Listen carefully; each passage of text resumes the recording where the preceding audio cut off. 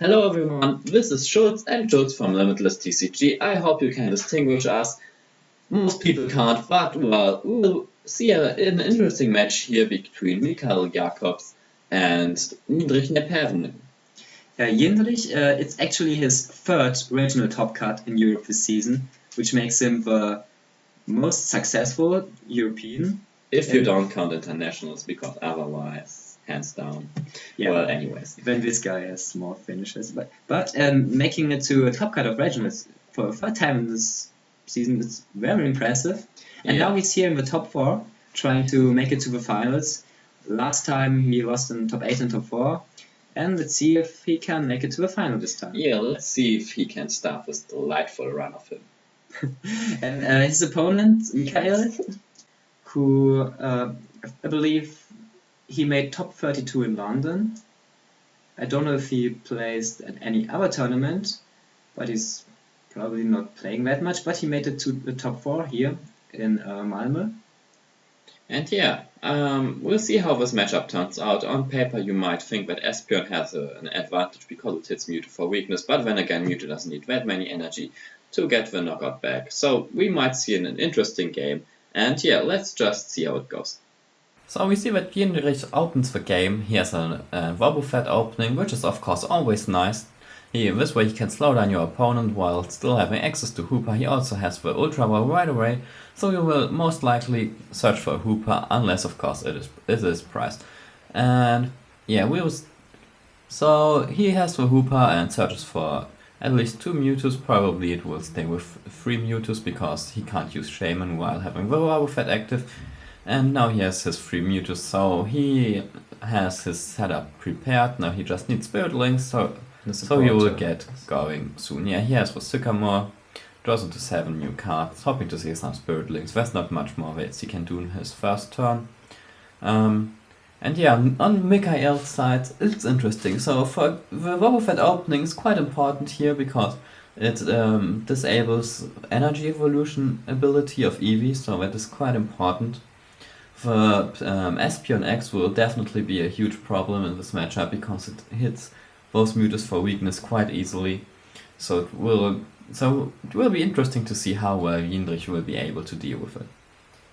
Yeah, and Espeon's of course important. It's Mikael's main hitter, but it still needs 3 energy to one-hit KO a Mewtwo, and Mewtwo needs 4 energy to KO an Espeon, which isn't that much more, especially considering he has Mega Turbo at his disposal, and Mikael, I think, doesn't have energy acceleration. Yeah, he doesn't, but of course he can use DC Jindrich can use DC too, of course. And yeah, both are basically stage 1s, but Jindrich still needs the Spirit Links, and Mikael has the Energy Evolution to help him set up. Also, the Psybeam can come in huge, I guess, because for only 1 energy he can deal 60 damage and confuse Jindrich's Mewtwo's, while Jindrich doesn't have any switching options. So, other than Floatstone, but of course he has Spirit Link usually attached to his Mewtwo's. Yeah, I think at its core this matchup will just be trading one-hit knockouts, and then one person will just whiff. Yeah, it will be interesting to see who takes the first step here, because the person, I think, actually Jindrich doesn't have a too desirable Pokemon to knock out. This is so huge. Yeah, he goes for Lysander right away onto the Eevee. Now, Mikael of course can use Energy Evolution if he has a Psychic Energy, and then he can use Espeon's Psybeam to stall a little. But it's of course very nice to get rid of that DCE and 1 Eevee, of course. Now Mikael's left with only 3 Eevees anymore. But what's important is that if Espeon only has 1 energy attached, then Mewtwo can't really KO it. Whereas Espeon can quite easily KO a Mewtwo with only 1 energy. Yeah, attached to a Mewtwo. An important factor in this matchup is of course that Espeon hits the Mewtwo for weakness, while Mewtwo's attack isn't affected by weakness, so it will always need 7 energies in total to take a one-shot knockout on the Espeon, and depending on how many energies the Espeon has, it will be quite tough to do, like in this situation. So Jindrich has only 1 DC on board, and Mikael has 1 energy, so they are quite even. Jindrich has taken uneven prices, so if Mikael is able to deny to always evolve his EVs right away and not let any non-X Pokemon get knocked out, the 7 price game might come in handy for him. Yeah, but still knocking out the Eevee was, of course, the right play for Jindrich. Yeah, it was definitely a desirable opening for him. Yeah, the Espeon deck doesn't have energy acceleration, so getting rid of energy is basically all Jindrich wants to do. Yeah, so now we'll see how well Jindrich is able to deal with that confusion. He's attaching an energy to his Wobbuffet, and interesting, of course, seems he will, because, well, actually you'd expect him to want to attach energies to his Mewtwo, but of course that would mean that that Espeon's second attack would deal 180 damage in total, which is not too much, but still quite a huge amount. He could have considered just going for the attack through the confusion and just don't care. If he had heads, he would do 100 damage, and then he could KO the Espeon next turn with a different.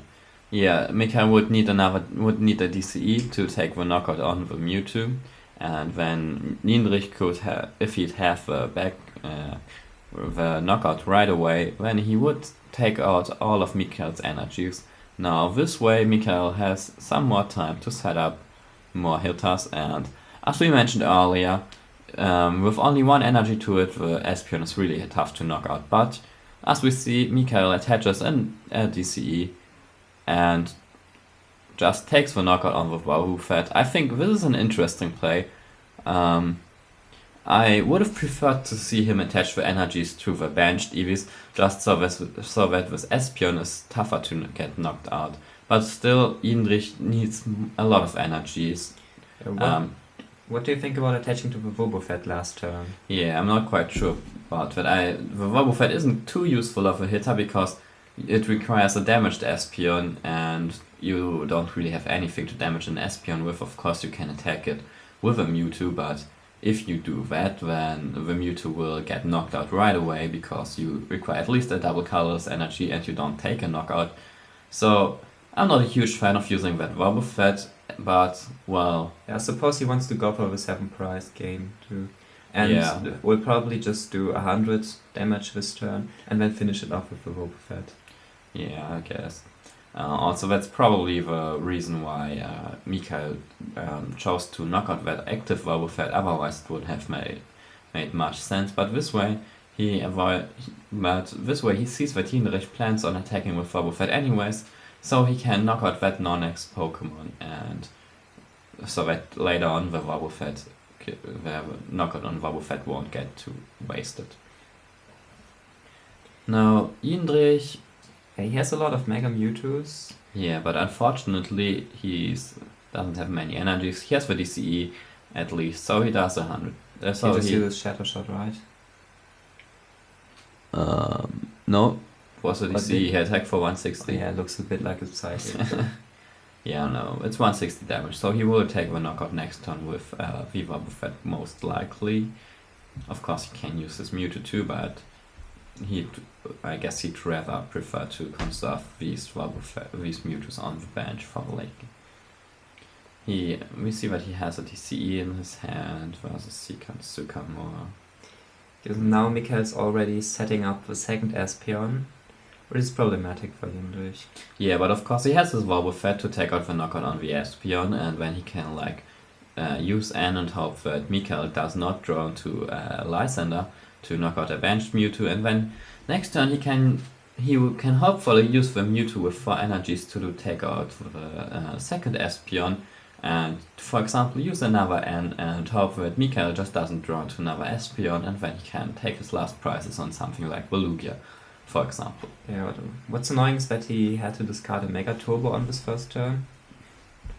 Yeah, he might need some Mega Turbos to score the important KOs. Yeah, I think generally Mikael is an advantage here just because Psybeam is so huge. He can, for just one energy, it can deal a lot of damage to the Mewtwo, and it also stalls quite. It's quite good to stall with the confusion because Jindrich doesn't really have ways to deal with it.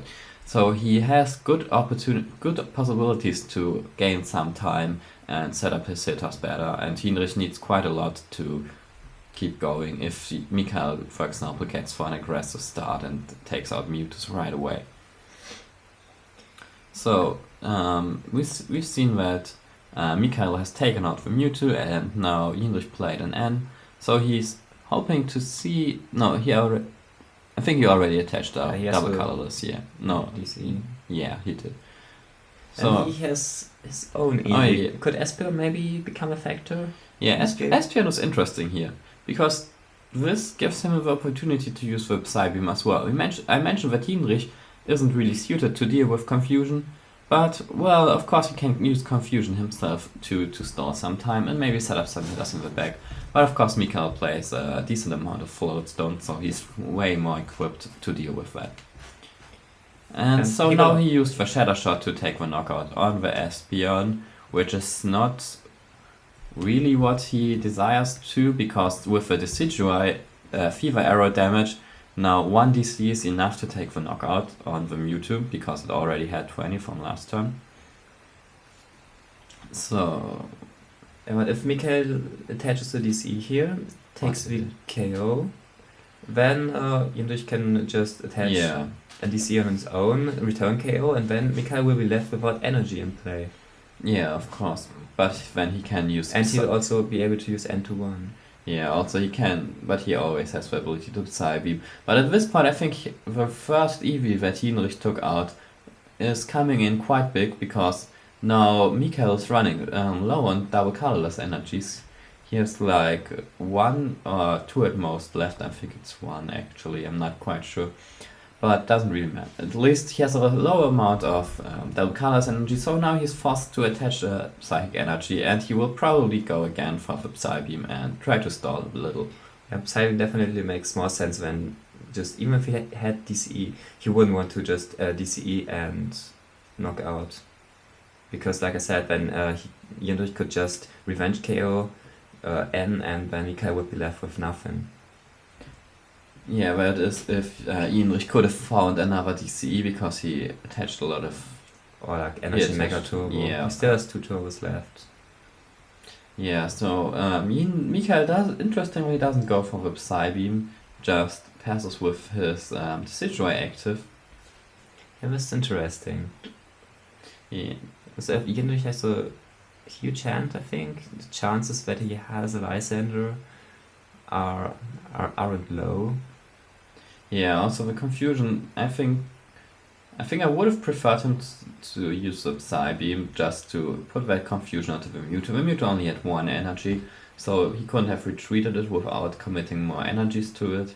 And Espeon with 1 energy isn't really endangered of getting knocked out anytime soon.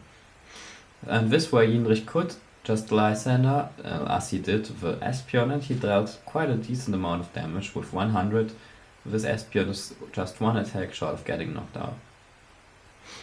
So at this point Mikael just needs 2 double colorless energies to win the game. Yeah, the question is now if he can find those double colorless energies or not, because this Espeon is getting knocked out. But of course, actually, it's pretty nice that he already has the second Espeon, so even if Jindrich will take the knockout on this active Espeon, and will probably use N, but afterwards it's pretty tough for him to take out the Espeon, and Mikael can still buy some time by using Confuse Ray. Now we see that Mikael decides to attach a DCE to his benched Espeon, which is an interesting choice. I actually would have preferred to see that energy go to the active, because now all that Jindrich needs is 1 double colorless energy, and then he can take the knockout on that Espeon. Yeah, this is weird. Did he maybe does he maybe have all his double colorless energy in the discard already? I don't think so. Maybe he's gone through 3 by now, because otherwise Don't. He had one on the Eevee, one on the Espeon that got knocked out already. And yeah, that's just... So this should be the third Yeah, one. but he took 5 prizes already. Yeah, Jindrich has taken 3 prizes, one on the Espeon Yeah, I and mean, one I on also the think Eevee. that it should be So one double yeah, color he should left. still have one double colors energy. So this choice of him Okay, definitely maybe looks very suboptimal, because now if Jindrich has like Mega Turbo and energy or just a double colorless energy, he can take the knockout on this Espeon, and if he does that, then Mikael is left with no energies on board and also with only one damaged Espeon. So even if he tries to Psybeam stall, Jindrich can still try to flip heads, for example, or retreat and use Wobbuffet's attack.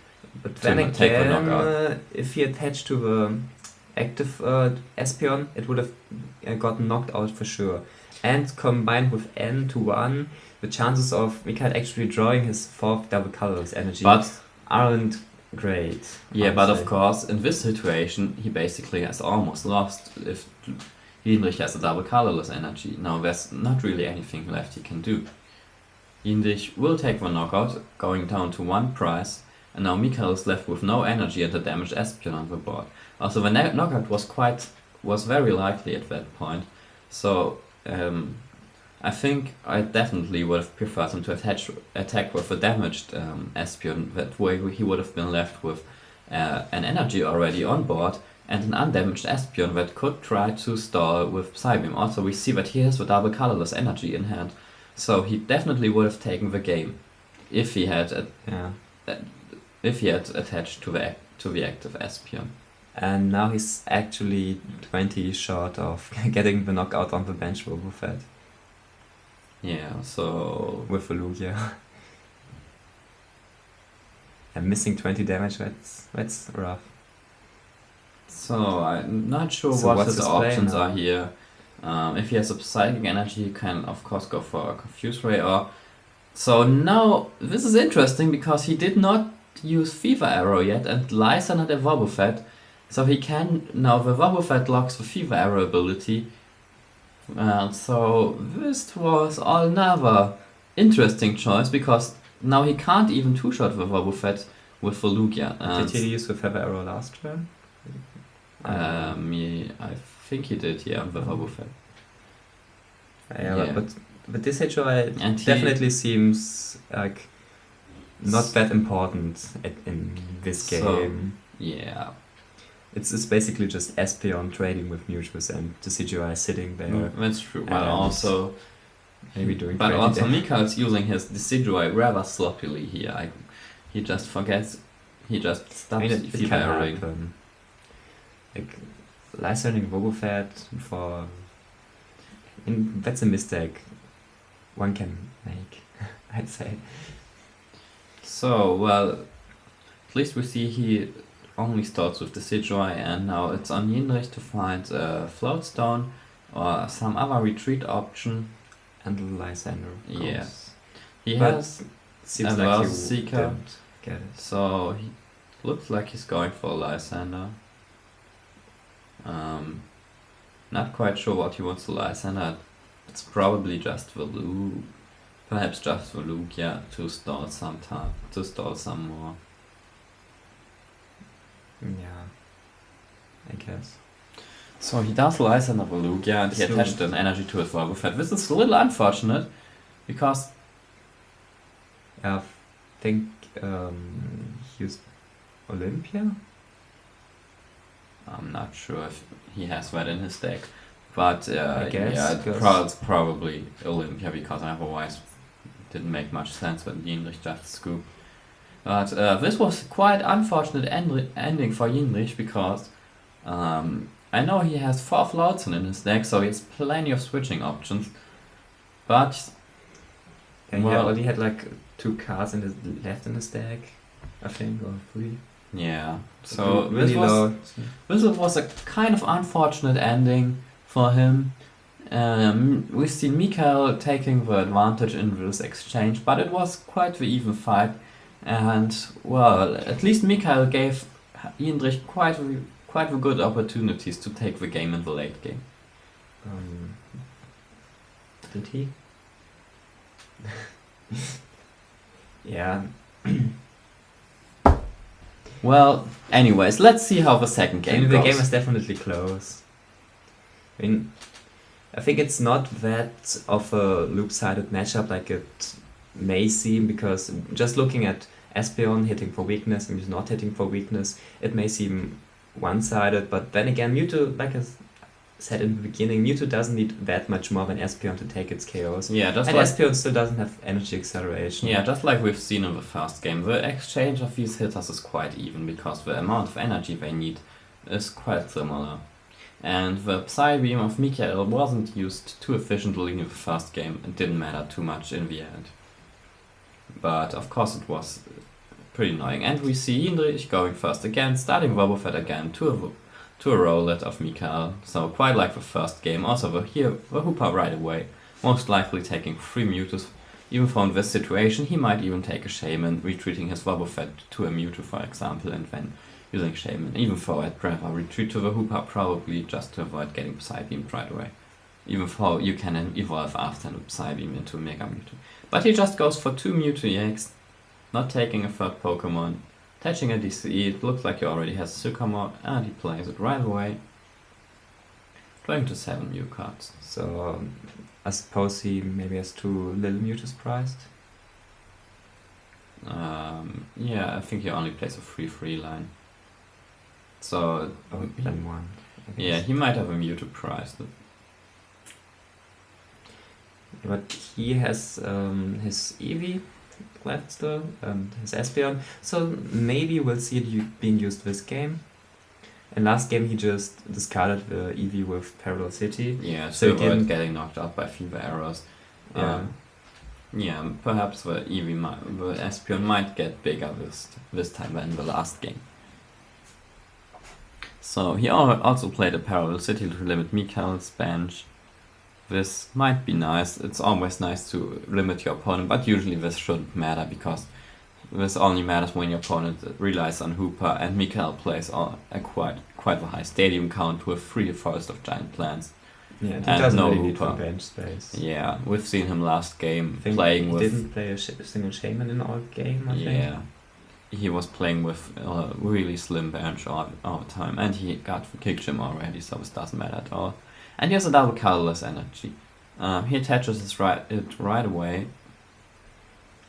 So maybe Jindrich will be able to Lysander KO it once again. Yeah, this is of course an interesting choice because he can of course N and hope for psychic energy so he can evolve right away. But in this position he really does not want to with energy drops. I'm not quite sure how many he plays, but it probably won't be much more than 11 or 12 energy. So he might be afraid of whiffing energies, so getting the DC and the Eevee is fine, I guess. Also, Jindrich would need like Lysander, Mega Mewtwo and a Spirit Link, which is quite a lot to ask, especially with a Wobbuffet in the active position. Yeah, he got it once. Maybe he can do it a second time. Yeah, we will see. He at least got an Ultra Ball. And in this case, Mikael only has 1 Eevee also, so the Lysander would be devastating. Yeah, we see that he has an Ultra Ball, but no support on hand, I think. So he might just go for the Shaman and Right. retreat the Wobbuffet into Hooper or Mewtwo and then use Shaman. Oh, that's very risky. I'm retreating into Mewtwo. I think I just retreat into Hooper in that case. He also uses Super to shovel back 3 Psychic Energy. This is a little... well, this hurts a little for Jindrich. He of course does it so he can draw more cards with Shaman, but actually you are pretty fine with having a few Psychic Energies in your discard pile, so your Mega Triggers won't go to waste once you have Mewtwo's on the board, but of course you can't get them into the discard pile later on. So he decides to go for the Mewtwo. So he wants to KO the Rowlet, take the first prize. Yeah, he also got his Mewtwo and the Spirit Link. Putting the Mewtwo active was quite a risky choice, of course, because if he did not get the Mega Mewtwo, that would have actually, even now, this situation quite hurts a lot, because now all Mikael needs is a Psychic Energy and he can take the knockout on the Mega Mewtwo, Of course, Jindrich has his Mewtwo with a double colorless energy sitting on the bench already. So, Yeah, that's But he- actually fine. but he did not play a supporter last turn, so it's tough to say how good his hand is. It does not look too convincing. And he will need 4 energies and a Mega Mewtwo and a Spirit Link. So, like a double colorless or Mega Turbo. He can't really use Mega Turbos efficiently because he used that Super Rod to shuffle back his Psychic energies. So Mega Turbo is tough to use at this point. He also used a lot of Ultra Balls, so it's not too easy to get these energies into this cut pile. If he used the supporter last turn and the next turn, the situation would be completely fine because he would probably be able to return KO the Espeon. Yeah, this If is it really a deciding point attacks in the now. game. If he can return that knockout from the Espeon, then he's in a decent position because then Mikael doesn't have any energies left in game. Of course, he can always just put down an EV, attach a Psychic energy, and then use Psy Beam to confuse the Mewtwo and put 60 damage on it. But, well, I think in this case, it makes more sense to just attack, take the KO. Because, Jindrich didn't play a supporter. He probably stuck with a rather bad hand. Unless he's just like holding Mewtwo DCE and drew a Spirit Link out of his prizes or something. But it's, from Mikael's point of view, I think it's rather unlikely that Jindrich gets a return KO. yeah, it does seem that way. Of course, he can always top deck something or hold something, or maybe he has drawn something out of his prize. But having this knockout with the Espeon is quite nice in his position. Now we will see. Jindrich's hand does not look good. Just an energy from the top. Yeah, he has an Ultra Ball, but he does not have a Spirit Link. And he doesn't have a second Shame in the deck because he only plays 1, right? Yeah, that's true. So he might want to go for an Eevee here. Use Energy Evolution and then use Psy Beam to store some time. But instead he goes for the Mega Mewtwo. So his deck is really Wobbuffet centered, so it makes sense to play only 1 Shaman.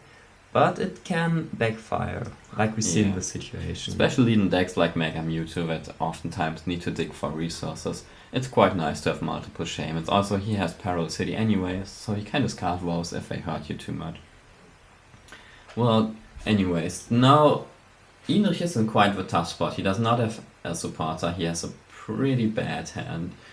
He just searched for Mega Mewtwo and he did not decide to evolve his Mewtwo. Mikael just drew prize. Oh yeah, at this point actually Jindrich got a price penalty for insufficient shuffle. I remember that. So because of that he decides to retreat his Wobbuffet into the Hooper to not give up a prize, because then Mikael would be down to 2 prizes. Yeah, But it's it is- really unfortunate. But this doesn't really matter too much at this point because, well, of course it hurts him a bit that the Wobbuffet is not active anymore this way. Mikael can use abilities, Like he does now. but he only has 1 Shaman in his deck, and the most important thing here is whether or not he draws into a Lysander. But of course, well, that Energy Evolution is helpful too, because now he has another Espeon on the bench with an energy already. He has a double colorless in his hand, so even if Jindrich takes the knockout on the active Espeon, there's still this benched Espeon. So Imagine if the drawn prize was a Lysander. oh well. That would suck. Well, at this point, Mikael uses Ultra Ball into a Lugia. Doesn't look like he has a supporter himself, so his hand isn't much better than Jindrich's, and he will probably just attack the Hooper instead of retreating the Espeon or something, just to put on some pressure. Or he could actually use Espeon's GX attack and KO the Wobbuffet. Yeah, it looks like that. So he's going. Yeah. Yeah, now the prize penalty is impactful because now he only needs 1 more knockout. Yeah, Jindrich finally top deck a supporter, but we know that Mikael has a double colorless in his hand, so this game will go to Mikael. He will take the win. At this point there's nothing really that Jindrich can do anymore. He will just retreat, attack with the Mega Mewtwo and then get knocked out by the benched Espeon. So we've seen a quite unfortunate game for Jindrich. He drew pretty poorly and got a prize penalty on top of that. It's really a matchup where you can't afford to lose turns to dead drawing. You need to attach energy every turn, get a new Mewtwo after every KO. Yeah. And he wasn't able to do that. So Mikael wins 2-0, moves on to the final. And yeah, there we will see him again. I hope you enjoyed this round and we'll see you back for the finals.